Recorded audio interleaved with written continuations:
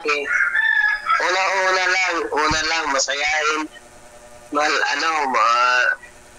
masipag, mabuot, pero pag sa uli, kung magkasama kayo, hindi mo naman alam kung ano yung sinasabi, Kaya nga, kaya 'di ba, parang pinag-iisipan kong maigi. Mahirap. Kasi usaping pag-ibig, ang dami ko hindi na ko naman sinara dati yung puso ko.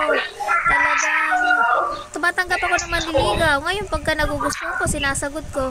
Pero hindi talaga kami nagkakatuluyan. Kakahiwalay kami. Kagaya yung first boyfriend ko, doon naubos ang aking oras. Dahil 9 years kami in relationship. Tapos, at the end, napikot ko din pala.